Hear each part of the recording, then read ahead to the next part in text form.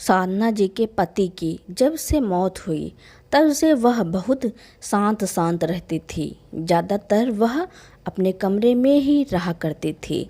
लोग उनसे कह कहकर हार गए, लेकिन वह अपने कमरे में ही बंद होकर रहती थी। धीरे धीरे वह नॉर्मल होने लगी। वह भी सबके साथ उठने बैठने लगी। आज साधना जी बड़े असमंजस में थी। शाम को फिर उनकी बेटी नैना का फ़ोन आया। कह रही थी, माँ तू अपने जेवर तीनों भाभीियों में क्यों नहीं बांटकर फुर्सत पाती। जब देखो तब तीनों में इस बात को लेकर खींचातानी होती रहती है। मुझे अच्छा नहीं लगता है। सच कहती है नैना। साधना जी भी अक्सर बहुओं की बातें सुनती रहती थी। अभी कल ही मंझली बहू ज्योति किसी से फ़ोन पर बातें कर रही थी कि माँ जी ने बड़ी भाभी को अपने जड़ाऊ कंगन झट से निकाल कर दे दिए। मैं तो इतनी बार मायके गई, मुझे तो कभी न दिए। और भी पता नहीं क्या क्या। साधना जी सोचने लगी, मैं उसे क्यों बताऊं कि मैंने बड़ी बहू सोनम को कंगन क्यों दिए। मैं सफाई क्यों दूं। सीमा जी ने सिर झटका और सोने की कोशिश करने लगी। सीमा जी को आज नींद नहीं आ रही थी। जेवर को सबको देना सिर दर्द बन गया था। यही सब सोचते सोचते साधना जी पुरानी यादों में खो गईं। जब वह शादी करके इस घर में आई थी तब 16 साल की थी। इकलौती बहू होने के कारण उनका खूब लाड़ प्यार होता रहा था। वह सारे दिन गहनों से लदी हुई सारे घर में घूमती रहती थी। उन्हें अपनी सास के जड़ाऊ कंगन बहुत अच्छे लगते थे जो अपने हाथों में पहने रहती थी। एक दिन साधना जी ने अपनी सास से कहा, मम्मी जी आपके कंगन बड़े अच्छे लग रहे हैं। तो वह तुरंत बोली, यदि बहू तूने पोता दिया तो यह मेरी सास की जड़ाऊ कंगन तेरे। और मैं शर्मा के भाग गई। 2 साल बाद नैना पैदा हुई। साधना जी की सास ने अस्पताल में अपने हाथ से कंगन निकालकर साधना जी को पहना दिए और कहा, अरे बहू तुम तो हमारे घर लक्ष्मी लेकर आई हो, इतना तो तुम्हारा हक बनता है। उसके बाद रोहन और आशीष और धीरज आए। हर बार सासू माँ ने बहू को कोई ना कोई गहना दिया। चारों बच्चे कब बड़े हो गए पता ही नहीं चला। नैना की बहुत बड़े खानदान में शादी हुई। दामाद भी बहुत सुलझा हुआ मिला। नैना सब तरह से खुश थी। अपने घर में तीनों बेटे भी अच्छी नौकरी पर लग गए। समय से तीनों बेटों का विवाह हो गया। तीनों बहुएं सुंदर और सर्वगुण संपन्न आईं। घर में सब मिलजुल कर हंसी खुशी से रहते थे। जब रोहन और सोनम के बेटा हुआ तो मेरी सासू माँ फूली नहीं समा रही थी। तो मारे खुशी के उन्होंने अपनी मटरमाला उतारकर बच्चे के गले में डाल दी। उसके बाद घर नाती पोतों से भर गया। इसी बीच सासू माँ की मौत हो गई। घर में एक रसोई में ही खाना खाया जाता था। सब में एक दूसरे के प्रति सम्मान था। एक रात नैना के पिताजी साधना जी से बोले, हम दोनों का कोई भरोसा नहीं है, क्यों ना घर का बंटवारा कर दें। कल को ऐसा ना हो हमारे जाने के बाद इन भाई बहनों में घर को लेकर खींचातानी हो। मैं बोली, क्या बात करती हो जी, हमारे बच्चे ऐसे नहीं हैं। कुछ भी हो, मैंने बंटवारे करने का फैसला कर लिया है। समय का कोई भरोसा नहीं है। मैं मानता हूँ हमारे बेटे बहू बहुत समझदार हैं, लेकिन समाज में जो अपना न्यारा घर बसाने की बीमारी चल रही है, हो सकता है वह बीमारी अपने घर में भी आ जाए। इसलिए यदि कभी ऐसी नौबत आए तो बिना किसी झगड़े के अपने अपने तरीके से आराम से रह सकें। नैना के पिताजी धीर गंभीर आवाज़ में बोले। साधना जी उनकी बातें सुन चुप हो गईं। कुछ ही दिनों में उनके पति ने मकान का बंटवारा कर दिया। उसमें साफ साफ लिखवाया, मेरा यह घर जब तक मैं जिंदा हूँ मेरा रहेगा। मेरे मरने के बाद मेरी पत्नी साधना जी इसकी मालकिन होंगी, लेकिन उनके मरने के बाद यह मकान मेरे तीनों बेटे रोहन, आशीष और धीरज के नाम हो जाएगा। यह तीनों इस घर के मालिक होंगे। इस घर पर तीनों का बराबर अधिकार होगा। तीनों आपसी सहमति से जो उचित समझ के कर सकते हैं। उसी रात तीनों बेटे और बहुओं को अपने कमरे में बुलाया।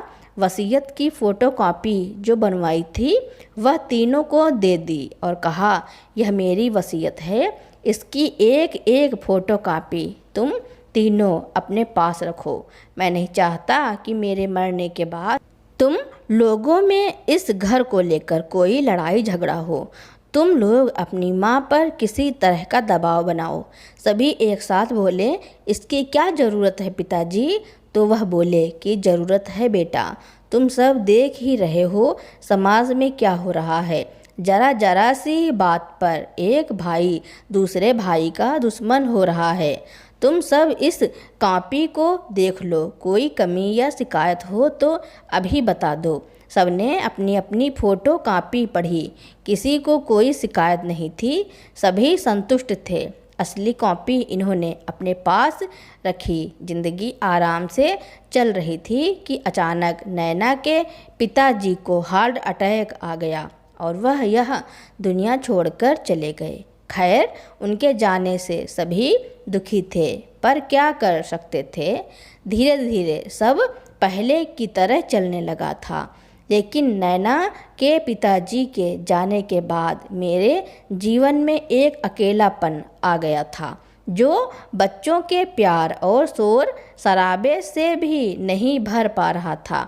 पता नहीं कैसे साधना जी ने अपने आप को अपने कमरे तक ही सीमित कर लिया था। कमरे से बहुत कम बाहर निकलती थी। किसी बात से कोई मतलब नहीं है, जो मिल जाता वह खा लिया और फिर अपने कमरे में चली जाती।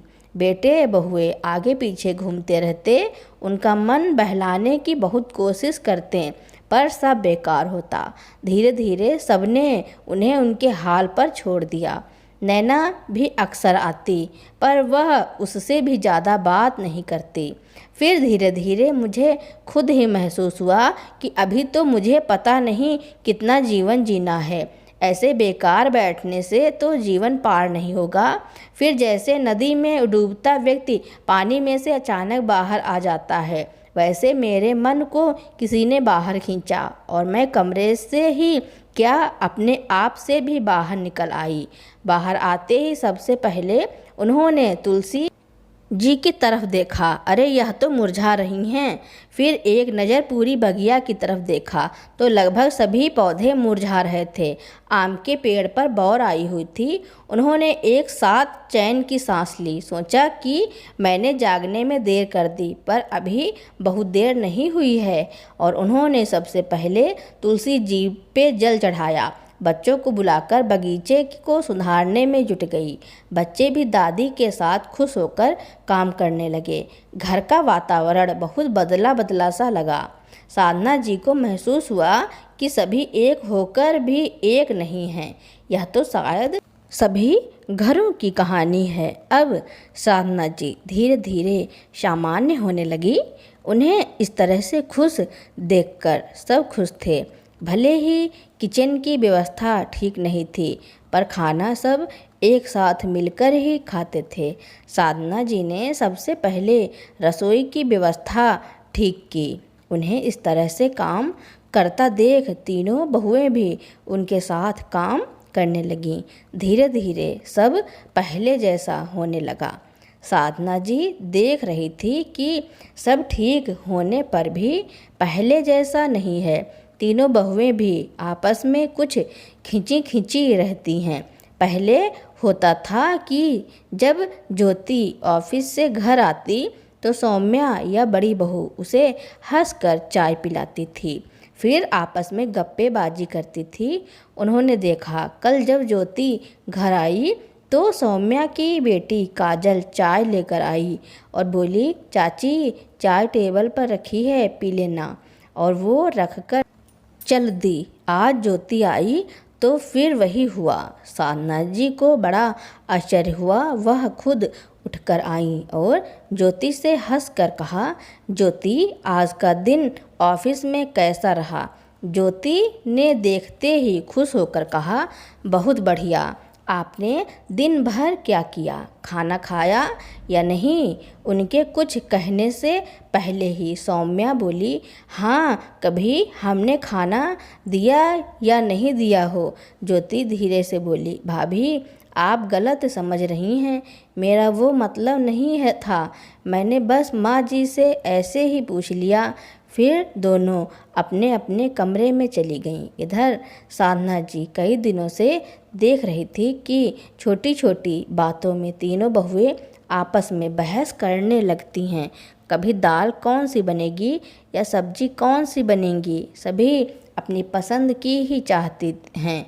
उनमें से ज्योति हमेशा अपनी चलाना चाहती है। अब पता नहीं कैसे सबके मन में जेवर को लेकर के बात होने लगी। नैना भी उनमें शामिल हो जाती है। मुझे भी लगता है कि सबको जेवर देकर गंगा नहा लूं। ऐसा ना हो जेवर को लेकर तीनों बहुएं आपस में ही लड़ने लगें। हमारे खानदानी जेवर हैं, उनकी कीमत आज के समय 20 लाख रुपए तो होगी ही। जेवर की बात सबके दिमाग में तब अभी जब पिछले महीने सोनम को सासू माँ ने जड़ाऊ कंगन पहनने के लिए दिए। सोनम अपनी मायके अपने भतीजे की शादी में जा रही थी। सोनम जाने से पहले साधना जी को बताने लगी वह क्या ले जा रही है, तो उनके मुंह से अचानक निकल गया, सोनम, शादी में पहनने के लिए मेरे जड़ाऊ कंगन ले जाओ, शादी से लौटकर वापस कर देना। सोनम ने तुरंत मना कर दिया, नहीं माँ जी, इसकी ज़रूरत नहीं है। लेकिन साधना जी ने उसे आग्रह करते हुए पहना दिए। सोनम उनको पहनने पहने ही कमरे से बाहर आ गई। कंगन पहने हुए उसे सबने देख लिया। काजल एकदम से बोल पड़ी, अरे ताई जी, यह तो बड़े सुंदर लग रहे हैं। आपके हैं क्या या दादी के हैं? सोनम हंसकर बोली, नहीं लाडो, दादी के हैं, मुझे बस पहनने के लिए मिले हैं। तभी ज्योति मुंह बनाकर बोली, आपको तो पहनने के लिए मिल गए, हमने देखा तक नहीं है। साफ लग रहा है कि उसे अच्छा नहीं लग रहा था कि सासू माँ जी ने सोनम को जड़ाऊ कंगन दे दिए हैं। खैर, शादी से लौटकर ही वो कंगन मुझे वापस कर दिए। लेकिन कुछ दिन के बाद से बहुओं के दिमाग में जेवर ही थे। अक्सर बहुओं को देखा कि वह जेवर की आपस में चर्चा करती रहती हैं। ज्योति कह रही थी कि मुझे तो पता ही नहीं माँ जी के पास कितने गहने हैं।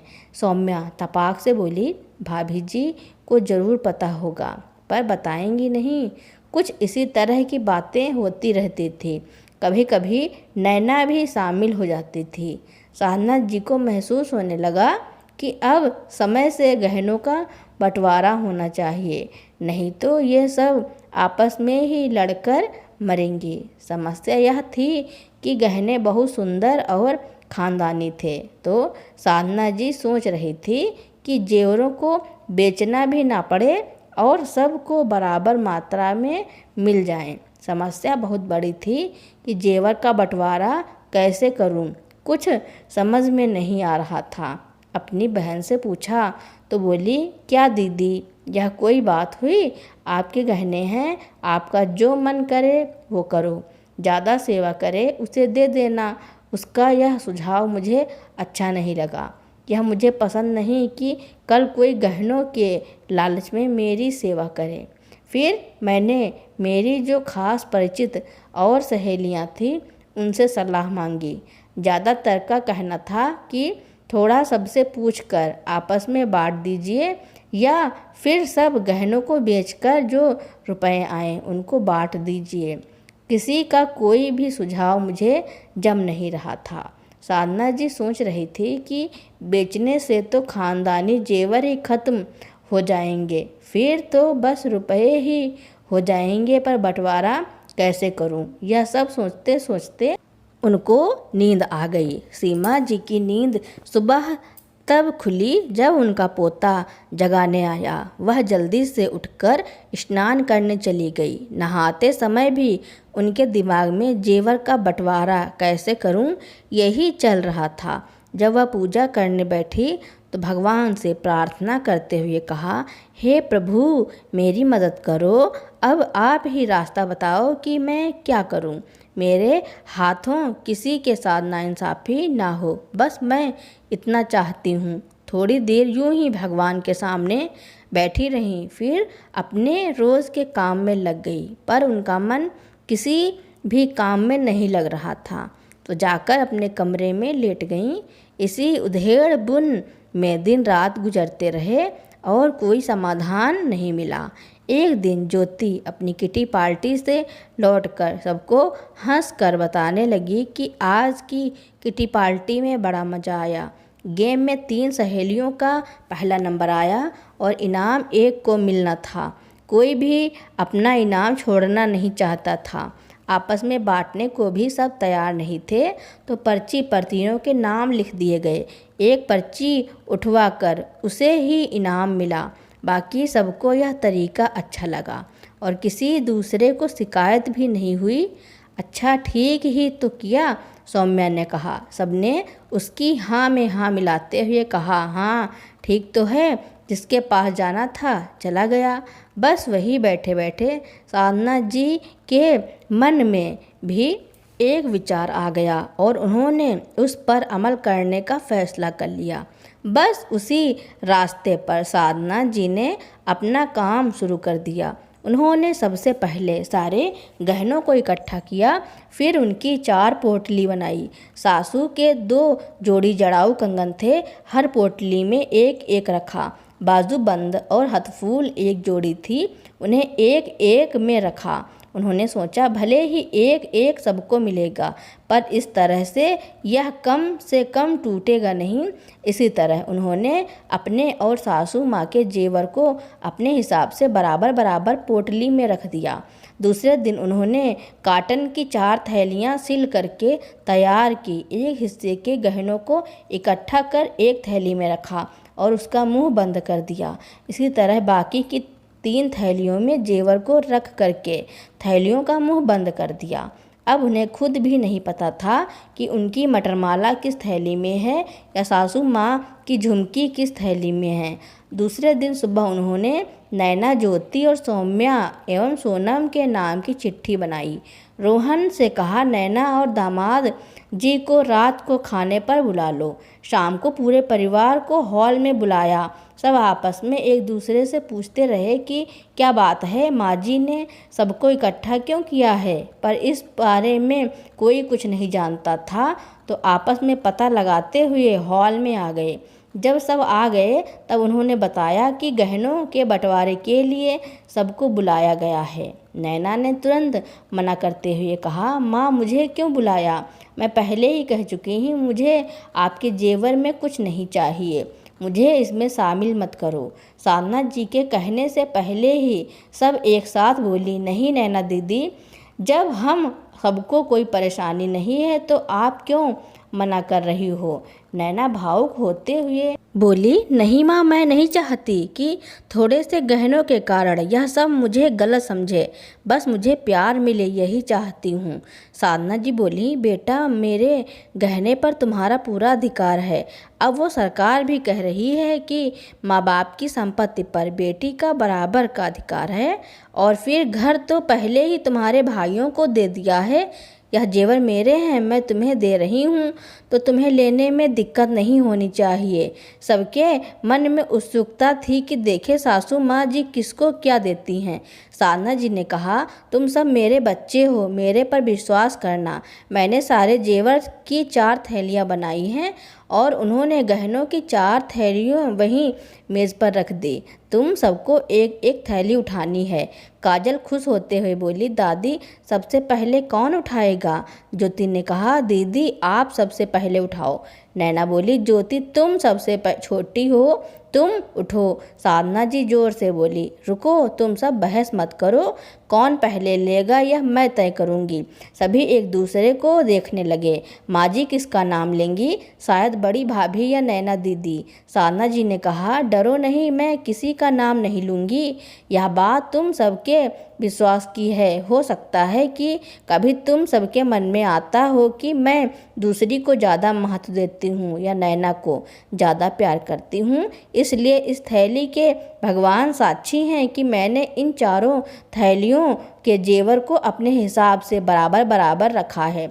मुझे खुद ही पता नहीं मेरे गले का हार किस थैली में है। साधना जी बोली, तो मेरे कमरे में मंदिर के सामने वाली अलमारी में प्लेट में से एक पर्ची लेकर आओ, उसमें जिसका नाम होगा वही पहली थैली उठाएगा। साधना जी की बात सुन करके दामाद जी बोल उठे, वाह मम्मी जी, इंटरेस्टिंग, आपने तो इस जटिल मुद्दे को एक गेम में बदल दिया है। तब उनका छोटा सा पोता दौड़ कर गया और एक पर्ची उठा लाया। दामाद जी ने पर्ची खोलकर नाम देखा तो उस पर ज्योति लिखा था। सबने खुश होकर ताली बजाकर उसका हौसला बढ़ाया और ज्योति ने अक्कड़ बक्कड़ करते हुए एक थैली उठा ली। दूसरी पर्ची में नैना का नाम लिखा था, उसने भी एक थैली उठा ली। सोनम ने बड़प्पन के साथ सौम्या से कहा, पर्ची की ज़रूरत नहीं है, अब तुम ले लो सौम्या। तो उसने उठा ली। आखिरी वाली सोनम ने ले ली। चारों के मन में पता नहीं क्या आया, थैलियां लेकर के अपने कमरे में चले गए। उनके इस तरह से जाने पर साधना जी सोच में पड़ गईं कि पता नहीं मेरे इस बंटवारे से यह लोग खुश भी हैं या नहीं। यह शांति कहीं तूफान से आने की तो नहीं है। थोड़ी देर में सौम्या कमरे से बाहर निकल कर आई। उसके हाथ में जड़ाऊ कंगन चमक रहा था। मेरे कंगन के साथ में दोनों जड़ाऊ अंगूठियां भी पहने हुई थी। नैना और ज्योति मेरी वाली चूड़ी पहने हुई थी। सब खुश नजर आ रही थी। सबको खुश देखकर साधना जी ने एक तसल्ली की सांस ली। सब खुशी से खाना बनाने में लग गईं। खाना खाकर 10 बजे तक नैना और दामाद जी के साथ अपने घर वापस चली गईं। खाने की मेज पर सब आराम से खाना खा रहे थे। हंसी मजाक भी हो रहा था। बाद में सोनम जी के कमरे में आ गई और बोली, माँ जी, मैं आपके इस बंटवारे से बहुत खुश हूँ। वो बोली, नहीं बहू, बंटवारा भगवान जी ने कराए हैं। मुझे खुशी है कि तुम सबको कोई शिकायत नहीं है। बहुत दिनों बाद आज साधना जी को सुकून की नींद आई। उन्हें भगवान जी का धन्यवाद दिया। आपके कारण ही आज हम सब खुश हैं। तो दोस्तों, साधना जी ने अपने जेवरों का बंटवारा इस तरीके से किया। इसके बारे में आपका क्या कहना है और यह कहानी आपको कैसी लगी, कमेंट में ज़रूर लिखना।